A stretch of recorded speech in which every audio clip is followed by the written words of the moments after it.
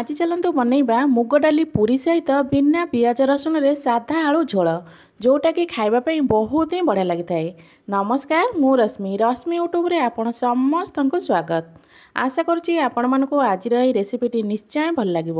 वीडियोटा को full watch करेंगे। जदि आपण मानक आज रेसिपी भल लगे वीडियो को लाइक करेंगे, शेयर करेंगे, चैनल नुआ थिले सब्सक्राइब तो निश्चय करदे। तो ये चलतु स्टार्ट करवा आज सुपर टेस्टी रेसिपी। प्रथम चलतु बनैबा साधा आलू झोल। साधा आलू झोल बनवाई ये मु आलू को भल भाव चोपा छड़े काटिकी धोईकिना रखिदेची। आलू को मुझे आलू भजा जमी बने सेमती काटी किंतु टिके मोटा मोटा साइज काटी। गैस उपर गोटे कड़ाई बसई से अल्प पानी दे जाइए। पानी आमर भल भाव गरम हो सारापर काटिक रखि आलू को आम से देदेबा। साधा आलू झोल बा आलू तरकारी की आपण मैंने किसी भी ओषा व्रत दिन मन खाईपारे। यहाँ रुटी परोटा पूरी खावाई बहुत ही भल लगी थाए। ये मुझे सबूक आलू को देदेची। एबे से टमाटो दबा। यही तरकारी टमाटो टिके अधिक देवे। मुझे 2टा टमाटो को काटिकिना देदेची। एबे से दबा स्वाद अनुसार लुण, अल्प दबा हलदी गुंड। एबे ताकू घोड़ेकी गैस को सिम करदे। या 10 ରୁ 15 मिनट भल भाव सीझापी छाड़ीदबा। 10 ରୁ 15 मिनट पर एबे आमे कभर काढ़ा। तो ये टिके चेक करदबा आलूटा आमर भल भाव सीझी कि नहीं। तो आलू ये देखो आमर पूरा भल भाव सीझी जाइए। मुझे एतिकी पानी रखी। जदि आपण मैंने आउ टिके कम पानी रखा चाहूँगे तो गैस रो फ्लेम को टिके हाई करदे। पानी आमर टिके कमिजिव। एबे चलतु तरकारी रे छुंक दबा। कड़ाई रे अल्प तेल दे ताकू भल भाव गरम करदबा। तेल भल भाव गरम हो सारापर से 4 ରୁ 5टा दबा शुखला लंका। एबे से दबा अल्प जीरा। जीरा आमर भल भाव फुटीगला सीझेक रखि आलू को एमें आड कर। जदि आपण पाखे भृषंग पत्र थी तो ये अल्प भृषंग पत्र देपारे। यहाँ आम बिना पियाज रसुण बनाऊे तो केवल मु जीरा और लंका देकिना छुंक दूची। ये आमर जीरा भल भाव फुटीगला ये मु आलू को सीझे रखी देदेबा। एबे से देदेबा अल्प धनिया पत्र। धनिया पत्र रे बहुत बढ़िया वासना आसीबो। एबे से दे दोची अल्प जीरा लंका गुंड। आपण माने जेतिकी राग खाउथिबे से हिसाब रे जीरा लंका गुंड देबे। एबे सब जीरा लंका गुंड धनिया पत्र दे साला पर याको भल भाव टिके गोळेई दबा। एबे हमर प्रस्तुत हो गला साधा आलू झोल बा साधा आलू तरकारी। एबे गैस रो फ्लेम को ऑफ कर देबे। एबे याको कवर करके साइड रे रखिबा। एबे चलंतु बनेबा मुग डाली रे गोटे स्वादिष्ट पूरी।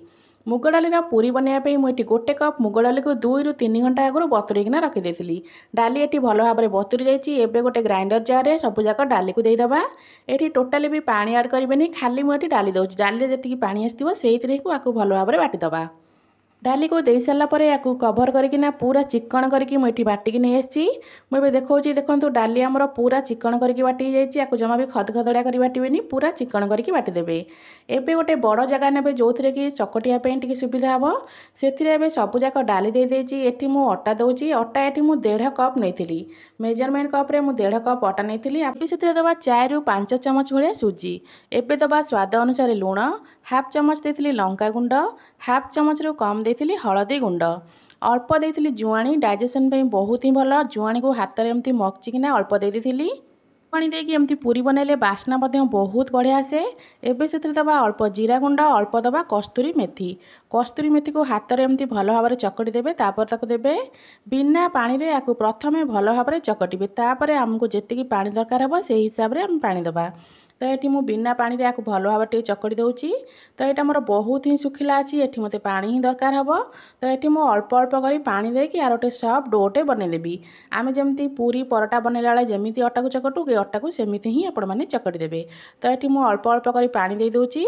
पानी देकिना गोटे सफ्ट डोटे बनई दूची।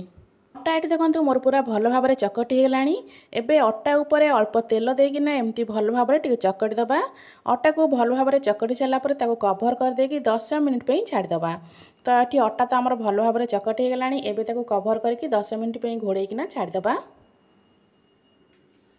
एमती घोड़ेकी किसी समय छाड़ीदे अटाटा आमर टिके नरम हो जाए। तो 10 मिनिट पर एबे घोड़णी काढ़ा कि आम अटा को आउ थे टिके भल भाव चकटी दबा।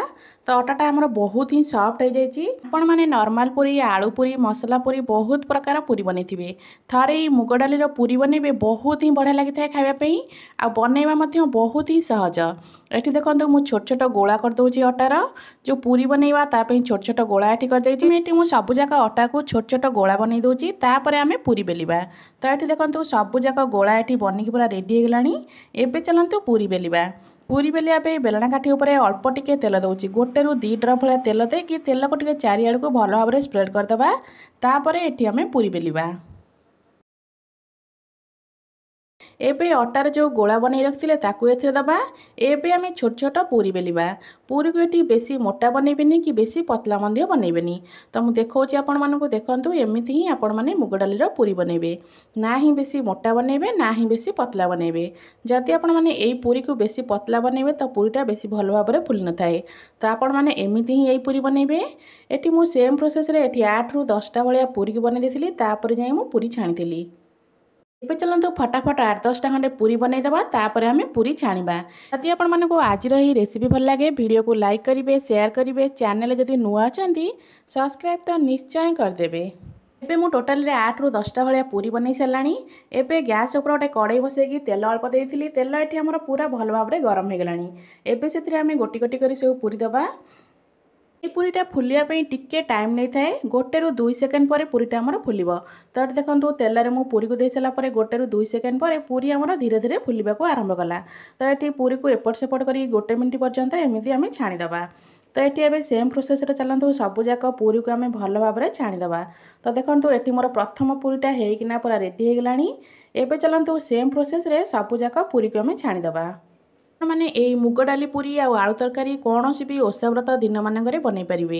यहाँ बिना पियाज रसुण बन थाए खावाई बहुत ही बढ़िया लगी थाए। तो आपण मैंने किसी भी ओषा व्रत दिन मानक पूरी को बनई पारे।